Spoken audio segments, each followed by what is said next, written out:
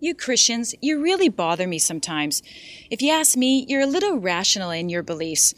You have this crazy ability to hold two completely opposite views at the same time and not even be bothered by it. A perfect example of this doublethink is your whole concept of heaven and hell. On one hand, you talk about a God of love and grace and mercy and how this God is so kind and patient. And then you talk about the beautiful and wonderful world he's made. And then you talk on and on about a better place called heaven, where there's the pearly gates and streets of gold and angels flying around playing their harps. You make God sound so inviting, so warm and fuzzy, until you dig a little deeper and discover the rest of the story. Apparently, this warm and fuzzy God has a dark side to him. From what I can tell, if you get on his bad side, you're in big trouble.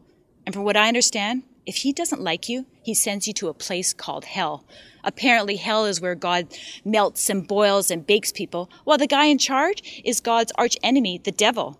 Why is it these poor humans who fall to temptation have to be tortured, while the guy who's doing all the tempting gets to become the torturer?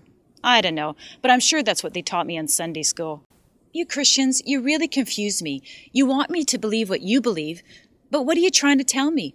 Listen, I have no problem believing in a person like Jesus. He was loving and he cared for people. At least Jesus made sense. Why don't you believe what Jesus believed instead of trying to scare people into thinking your way? Why don't you Christians just teach what Jesus taught? What are you trying to tell me? Are you trying to tell me that you believe a loving God would send people to a place like hell? You can believe that if you want to, but personally, I don't. In fact, I don't believe the concept of hell is even rational. And if Jesus were here, I think he would agree with me. I'm sure he'd be shocked about what his followers are teaching.